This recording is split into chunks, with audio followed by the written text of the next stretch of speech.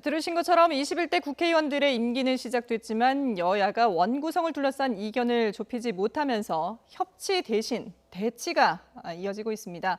입법부의 공백이 우려되는 상황인데요. 관련 내용 현근택 민주당 법률위 부위원장 그리고 윤기찬 통합당 홍보위 부위원장과 함께 자세히 짚어보겠습니다. 두 분 안녕하십니까? 네, 안녕하세요. 안녕하세요. 네.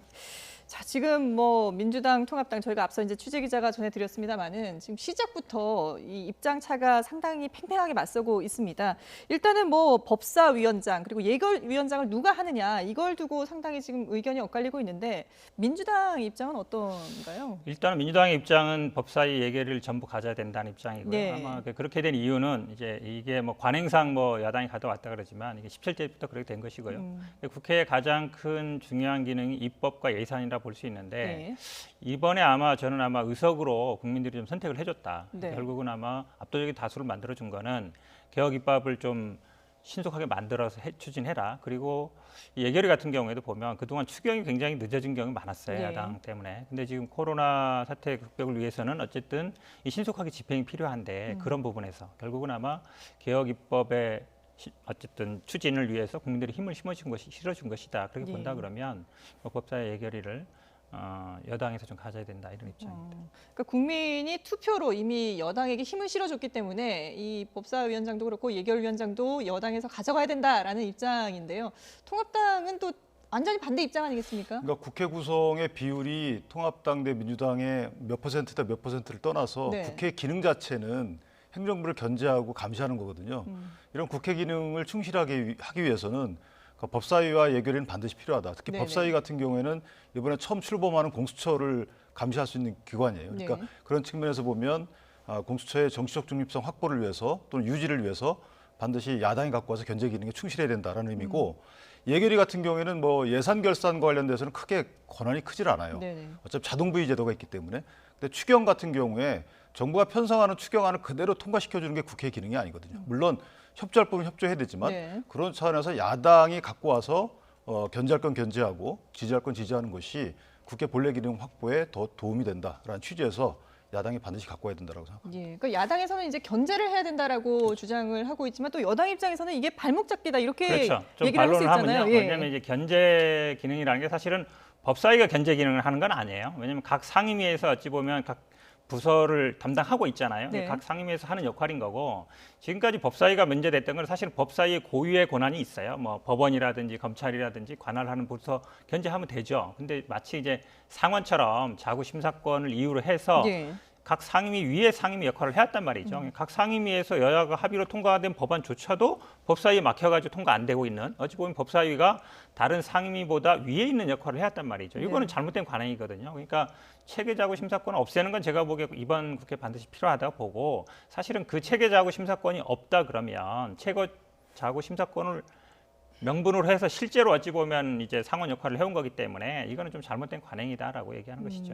그러니까 일부 폐단이 예. 있긴 한데요. 말씀하신 것처럼 다른 목적을 위해서 법사위에서 잡고 있었던 경우도 없지 않아 있었어요. 네. 이런 부분은 고쳐져야 되겠지만 그러니까 법사위 체계작구 심사가 반드시 불필요한 건 아니에요. 그러니까 정부 입법 과정을 보면 상당히 정치합니다. 정부 입법은 걸르고 걸러서 입법 과정이 되게 어떻게 보면 국회보다 더 치밀하게 돼 있어요. 네. 근데 국회 입법 과정은 그렇지 않아요. 의원님들이 노력은 하시지만 사실은 전체 체계에 맞춰서 다소 좀 의아한 부분도 있고 또 법령 부분에 넣고 뺄 부분도 좀 다듬어야 될 부분도 있고 해서 국회 내에서 법사위 역할이 없다고 볼 수는 없다. 이런 네네. 부분 하나 하고요.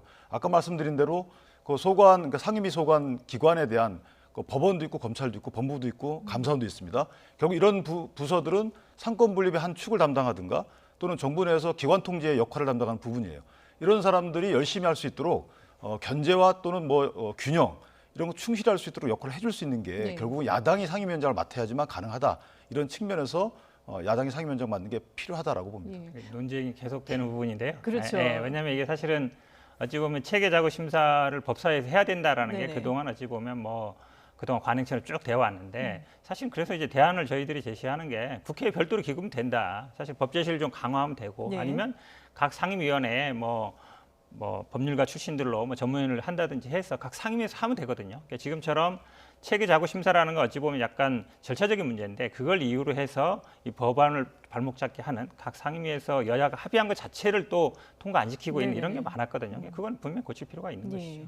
그러니까 지금 뭐 어느 상임위가 뭐 중요하고 중요하지 않고 그런 걸 나눌 수는 없겠지만 그래도 그동안에 보면은 법사위라든지 예결위가 상당히 이제 중요한 역할을 해왔기 때문에 여야 모두 절대 포기할 수 없는 그런 입장을 보이고 있는데요. 지금 뭐 두 분도 의견을 각각 주셨습니다만은 여야 지도부 역시 한치도 물러서지 않고 있습니다. 한번 들어보시죠.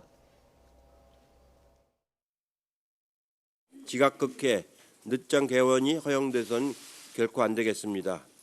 일하는 국회는 국민께 드린 약속이며 21대 총선에서 나타난 국민의 명령입니다. 국회법 날짜를 지키기 위해서 최대한 노력을 하겠지만은 그것이 민주당의 일방적 요구를 그냥 듣고 따라오라는 것이라면 저희들은 응하기 어렵습니다.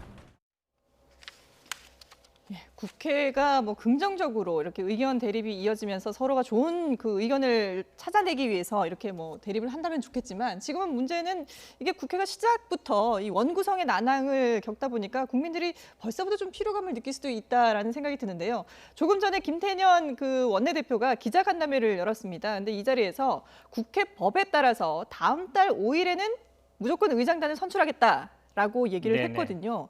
근데 지금 이렇게 여당과 야당이 의견 조율이 안 되는 상황에서 강행을 할 수 있을까요? 아니 의장 선출에 대해서는 의견이 없습니다. 예. 왜 그러냐면 의장은 저희 당에서는 일단 의장, 부의장 선출했고요. 아마 예. 통합당에서도 부의장을 이미 내정을 했기 네. 때문에 사실은 이제 법에 어떻게 돼 있냐면 임기 시작하고 7일 이내에 본회의를 열어서 그렇죠. 의장을 뽑게 돼 있어요. 예. 그 7일이라면 6월 5일이 되는 것이죠. 그러면 사실은 6월 5일 날 개원해서 의장, 부의장 선출하면 됩니다. 네. 사실은 이건 사실 부의장 선출을 하는 거하고 상임위원장 선출은 어떻게 돼 있냐면 의장 선출하고 3일 이내에 하게 돼 있어요. 네. 그래서 6월 8일이라는 건데 이건 어찌 보면 별개의 일입니다. 제기 때문에 뭐 지금 의장 선출에 대해서는 각 당에서 이미 다 끝났기 때문에 예. 저는 뭐 취임만 받으면 된다. 어. 본회의에서 어쨌든 그 형식적인 절차를 거치는 거지만 그러니까 어쨌든 본회의에서 하면 된다. 그러니까 예. 결국은 개원이라는 거는 의장단 선출하는 거거든요. 네. 이거를 사실 상임위원장 선출하고 연계될 필요는 없는 거예요. 제가 보기엔 그걸 꼭 같이 얘기할 필요는 없다고 봅니다. 그럼 6월 5일에 본회의가 정상적으로 열릴 수 있다라고 지금 이제 민주당 쪽에서는 보고 있는데 실제로 그렇습니까? 어떻게 보세요? 뭐 첫째 페일이 이제 말씀하신 대로 6월 5일 날 예. 열려야 되죠. 열려야 되는데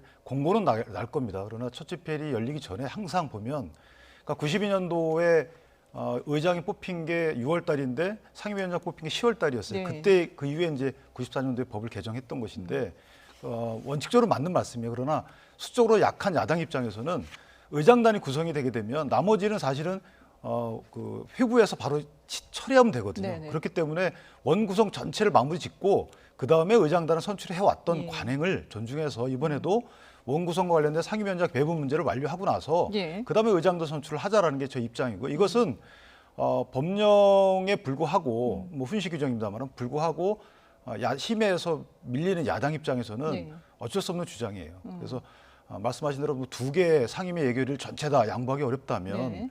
예결위 정도를 가져가시고 법사위는 양보하는 식으로 해서 원구성 협상을 마무리하는 것이 6월 5일 이전에 맞다고 생각합니다. 예. 근데 지금 민주당에서는 이제 뭐 상임위원장 선출도 할 수 있다라고 얘기를 하고 있거든요. 근데 지금 수적으로 이게 만약에 표결로 가게 되면 상당히 불리할 수밖에 없는 입장 아니겠습니까? 상당히 아니고 절대적으로 그렇죠, 불리합니다. 예. 숫자로 가면 이제 177석이시기 때문에 네. 사실은 뭐 상임위원장은 본회의에서 다 표결을 합니다. 예.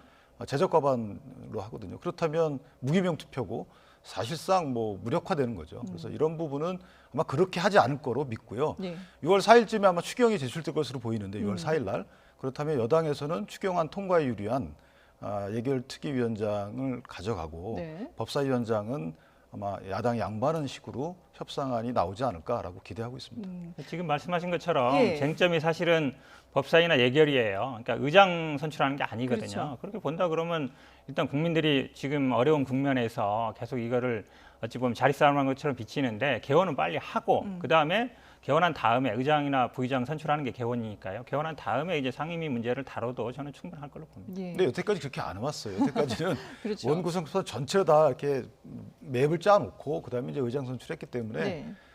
사실은 이제 상임위 배분 및 구성과 관련돼서 언론 의견을 합치시키는 게 저는 옳다고 봅니다. 근데 지난 30년 동안 이게 이제 국회가 회기를 지켜서 그렇죠. 그 네. 문을 연 적이 단 한 번도 없다고 하거든요. 그러니까 그만큼 이게 이제 여야 간에 이 시작부터 기싸움을 할 수밖에 없는 그런 구조긴 한데 그래도 21대 국회는 양쪽에서 모두 여야가 모두 일하는 국회를 만들겠다라고 표방을 했으니까 이게 좀 법정 시한을 이번에는 좀 지켜줬으면 하는 그런 바람이 있는데 어떻게 그렇죠. 보세요? 그러니까 지금 예. 말씀하신 것처럼 지난 30년간 아마 평균 아마 40일 정도 좀 넘었습니다. 예. 41일 정도 됐던 것 같은데요. 지난번에는 그래도 아마 20대 때는 좀 빨리 됐습니다. 음. 뭐 보름 정도 만에 된 것 같은데 그래 우리가 항상 국회에서 문제가 되는 게 이제 법과 관행 사이 문제였어요. 네네. 말씀처럼 이제 뭐 이 개원 시한도 정해놓고 이런 이유가 있습니다. 그동안 이게 회비하면서 안 되다 보니까 법을 그렇죠. 정해놓은 거거든요. 예. 근데 법을 정해놔도 법을 안 지킨다 그러면 국민들이 아니 국회도 법을 안 지키는데 왜 우리가 법을 지켜야 되는 이런 얘기가 있을 수밖에 없기 때문에 네. 지금 사실 상임위원장도 법으로는 사실은 어찌 보면 본회의에서 선출하게 돼 있어요. 네. 그러니까 법과 관행 사이 고민이겠지만 사실은 관행이라는 거는 모두가 동의해야 되는 것인데 동의 안 될 때면 법으로 가는 거거든요. 왜냐하면 그러려고 법을 정해놓는 거니까. 네네. 그래서 이번엔 좀 법을 준수하는 그런 국회가 됐으면 좋겠습니다. 그러니까 법을 준수해야 하지만 그 이전에 자치라고 생각해도 될 것 같아요. 국회의 자치권 행사라고 볼 수 있고, 그러니까 묘하게 특정 정당이 과반을 넘게 획득한 경우면 이렇게 늦어져요. 네. 18대도 그랬거든요. 14대 때도 아마 그랬던 걸 기억이 되는데, 그러니까 이번에는 민주당이 좀 전향적인 모습을 보여서 네. 뭐 어떤 협상용으로 엄포할 게 아니고 현실적인 안을 받아들이는 쪽이 말씀드린 대로 이건 제 개인적인 생각이지만 네네. 법사위를 야당이 양보하고 예결특위를 가져가는 식으로 해서 원구성 협상을 마무리하는 것이 국민께도 좋은 모습을 보이는 길이다 이렇게 생각합니다. 예. 사실 뭐 지난 국회를 돌이켜봐도 사실 국회에서 정치가 실종됐다라는 비판들을 상당히 많이 받았지 않습니까? 이번에는만큼은 좀 여야가 좀 협상을 잘 이뤄서 법정 시한도 지키면서 국민들에게 좀 뭔가 기대할 수 있는 새로운 모습을 보여줬으면 좋겠다라는 기대를 하게 되는데요. 근데 문제는 이게 이제 국회가 열린다 하더라도 지금 또 여야가 팽팽하게 맞서야 되는 그런 사안들이 많이 있지 않습니까? 특히 이제 가장 지금 주목되는 부분이 윤미향 당선인과 그렇죠. 관련된 네네. 그런 의혹들인데요. 지금은 이제 윤미향 의원이죠. 윤미향 의원이 지난 금요일에 당선인 신분으로 37분간 기자회견을 했습니다. 여러 가지 의혹에 대해서 해명을 했는데 먼저 그 모습부터 보고 오시겠습니다. 최근 계좌 이체 내역을 일일이 다시 보니 허술한 부분이 있었습니다. 스스로가 부끄러워집니다. 하지만 제 개인 계좌를 통하여 모금하였다고 해서 계좌에 들어온 돈을 개인적으로 쓴 것은 아닙니다. 그래서 사퇴 권유 있었나요? 아니, 없었습니다. 국민 여러 곳에서 국민 1%가 사퇴해야 된다고 하는데 거기다 입장.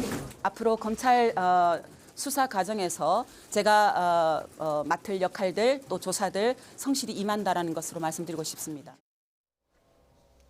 예, 지금 보신 것처럼 상당히 이제 적극적으로 해명을 했습니다만은 여기에 대한 평가는 엇갈리고 있습니다.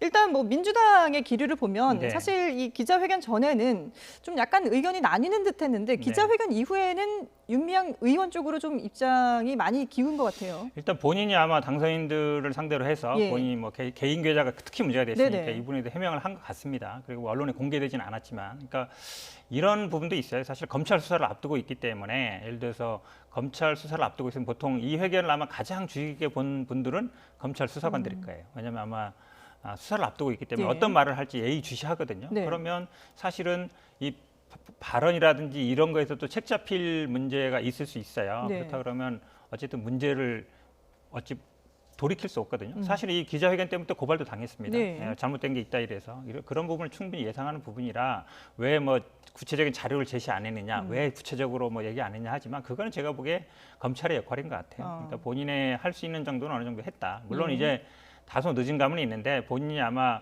말씀했듯이 이용수 할머니, 본인이 네. 어찌 보면 운동해왔던 그 당사자였던 분들이 문제 제기를 했기 때문에 마음이 아팠던 것도 있고 저는 뭐 또 금요일날 오후에 뭐 여론의 주목을 덜 피하기 위해서라는데 그건 네. 말이 안 된다고 봐요. 그날 아마 기자들 200분도 더 왔거든요. 네. 그러니까 그런 건 아니었고 제가 보기에는 뭐 어쨌든 그래도 임기 시작하기 전에 불체포 태권들을 심지 않고 임기 시작 전에 뭐 해명한 거는 다행이라고 생각합니다. 예, 일단 뭐 민주당에서는 일단 공은 검찰로 넘어갔다라는 입장인데, 근데 지금 야당에서는 이날 기자회견이 충분치 않았다라는 생각을 가지고 있기 때문에 국회에서 국정조사까지도 고려하고 있는 그런 분위기인 거죠. 네, 검토를 할 만한 사안이라고 보고요. 예.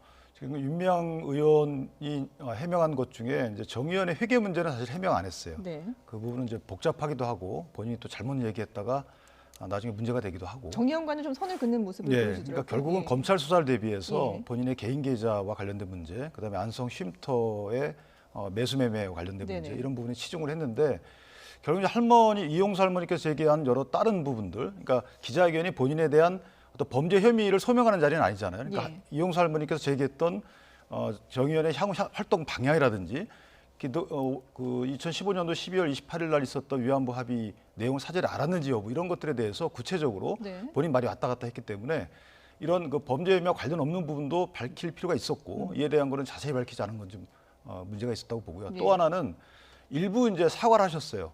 일부 사과를 하시고 나서 그러면 어떻게 그에 대한 합당한 책임을 질 것인지에 대해서 언급이 없었다는 점. 이 점은 국회의원 신분으로서 다소 조금 충분치 않은 소명이었다 이렇게 생각합니다. 예. 그러다 보니까 이제 뭐 국회가 시작이 된다 하더라도 이 문제를 놓고 상당히 이제 날선 공방이 오고 갈 것으로 보이는데 또 다른 논란의 중심에 선 인물이 바로 민주당의 황운하 의원입니다.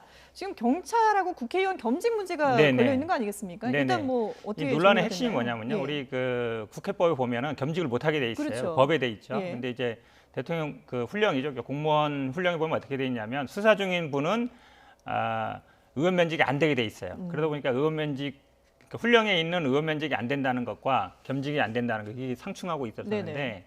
저는 아마 좀 이번에 그래도 그 경찰청이 어찌 보면 조건부 의원 면직이라는 게 이제 한마디로 얘기하면 무죄 조건부 의원 면직이라고 보는 게 맞습니다. 무죄 조건부. 그렇죠. 무죄가 되면 의원 예. 면직이 되는 것이고 만약에 지금 재판받고 예. 있잖아요. 그게 유죄가 되면 의원 면직이 안 되고 이제 징계 처리한다는 것인데 그것과 사실은 국회의원직은 직접 관계는 없습니다. 그러니까 네. 경찰을 나갈 때 예를 들어서 의원 면직으로 나가는 거나 아니면 징계로 나가는 거나 그렇다고 해서 국회의원 이 자격 자체가 문제는 안 되는데 근데 재판받고 있는 것이 예를 들어서 뭐 금고 이상형이 나거나 이러면 예. 또 달라지는 문제인데 예. 저는 아마 좀 경찰이나 이런 데서 조금 소극적으로 했던 것 같아요. 왜냐하면 법하고 대통령령이 있으면 법이 상위 규정이거든요. 네네. 그럼 법이 겸직이 안 되는 게 더 우선할 수 있다. 그걸 근거로 해서 저는 아마 의원 면직을 받아줬어도 큰 문제는 없었을 것 같은데 그리고 약간 소극적으로 대응하면서 제가 보기엔 약간 타협책, 예. 조건부 의원 면직이라는 거를 뭐 나온 것 같습니다. 예. 그러니까 지금 이게 재판이 진행 중이기 때문에 재판 결과에 따라서는 당연히 이제 의원직을 뭐 그 거기에 대한 여부가 판가름이 나겠습니다만은 그래도 이렇게 겸직이 되는 경우가 사실 초유의 저는 일 처음 아니겠습니까? 봤어요. 예. 그리고 다른 공무원의 경우에도 이런 경우 다 일단 면제가 안 됐다가 나중에 뭐 문제를 풀거든요. 네.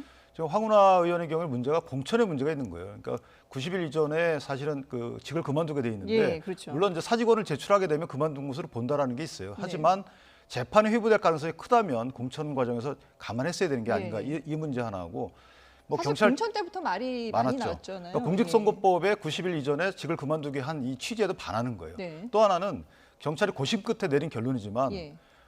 무죄 조건부 의원 면직이라는 건 저는 처음 들어봤고 이 부분이 국회 징계권을 침해하는 거예요. 그러니까 국회의원이 겸직하게 되면 국회에서 징계하도록 돼 있습니다. 네. 그러나 이렇게 의원 면직 무죄 조건부 의원 면직을 하는 바람에 국회에서는 징계를 할 수가 없어요.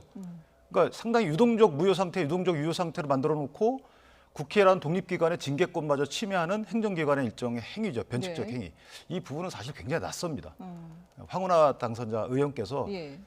스스로 풀어야 될 문제가 아닌가 싶습니다. 그러면 일단 당 차원에서는 어떤 뭐 대체 사실 할 수 있는 게 없죠. 이 부분과 예. 뭐 말씀하신 대로 이 상태에서 그냥 갔다 그러면 징계 청구라도 가능한 거지만 의원 면직이 됐기 때문에 실제 징계 청구도 불가능하거든요. 네. 그러니까 결국 국회 징계권을 침해한 행정기관의 행위였다. 저는 이렇게 평가하고 그럼 싶습니다. 결국 이제 재판 결과가 나올 때까지 기다릴 수밖에 없는 그러니까 지금 그런 약간 상황인데요. 혼동하시는 예. 게 사실 어찌 보면 이분은 의원 면직을 하고자 한 거예요. 예. 면직서를 냈는데 이제 그게 수사 중이니까 받아들여지- 안 받아들였다 예. 보니까 문제인데 그러면 이제 공무원 같은 경우에는 기소가 되면 출마를 못 한다. 네. 이게 악용의 소지도 있어요. 예를 들어서 만약에 출마를 원하지 않는 왜냐하면 이분이 어찌 보면 검찰하고 약간 대립하는 분이잖아요. 네. 그렇다 그러면 이분이 만약에 그런 사람이 수사권 독립이라는 외친 사람이 출마하려고 할 때 그냥 수사해서 기소해버리면 출마 자체가 안 되잖아요. 예. 그러니까 그런 어떤 일반 국민과 공무원의 형평성 문제도 있는 거라서 제가 보기에 국회에 징계권 문제는 제가 보기에 핵심적인 내용은 아니에요. 예. 왜냐하면 사실은 이분이 스스로 겸직하려고 했던 게 아니기 때문에 고의성이 없거든요. 그래서 그거는 오히려 저는 조건부 의원 면직이 아니라 그냥 의원 면직을 받아주는 게 맞았었다라고 봅니다. 예. 자, 뭐 이런 논란들이 앞으로 이제 국회에서 어떻게 해결이 될지 좀 지켜봐야 되겠는데요. 두 분을 모셨으니까 각 당의 상황도 좀 짧게 한마디씩만 좀 듣고 마무리를 하도록 하겠습니다. 지금 민주당 같은 경우에는 이제 당 대표 선출이 남아 있는데요. 네네.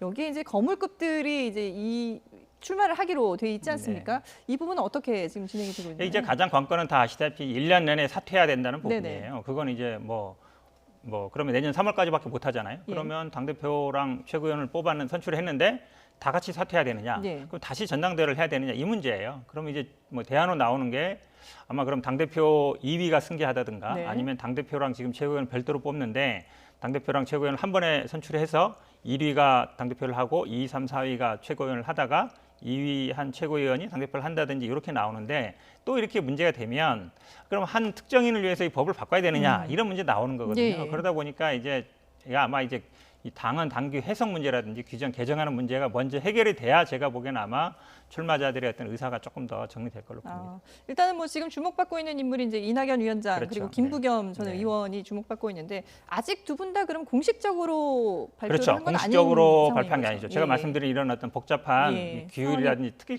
자장 문제는 뭐 내년 3월에 그만둬야 된다는 거예요. 예. 이 부분을 어떻게 해결할 것인가. 그러니까 다시 전당대회를 하기는 조금 무리가 있지 않느냐 이런 여론이 좀 있습니다. 예. 자, 통합당 같은 경우는 지금 일단 김종인 위원장을 주축으로 해서 이제 다시 쇄신을 하겠다라고 하는데 이게 지금 어느 정도까지 당 쇄신이 가능할 거라고 보세요?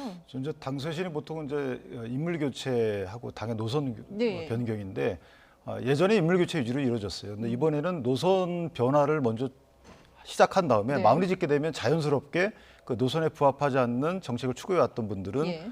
조금 뒤로 밀리지 않을까. 그래서 제 개인적인 추측컨대는 아마 당 정강 정비부터 먼저 하고 예. 그다음에 어느 정도 정비가 이루어진 다음에 당명이나 뭐 기타 당협위원장 교체까지 네. 순차적으로 나가지 않을까라고 생각합니다. 이전과는 순서가 조금 바뀐 상태에서 이제 진행이 될 것 같다라는 네, 그건 분석이시군요. 대체적인 분석입니다. 예, 네. 알겠습니다. 네, 지금까지 현근택 민주당 법률위 부위원장 그리고 윤기찬 통합당 홍보위 부위원장과 함께 전국 상황 짚어봤습니다. 두 분 말씀 잘 들었습니다.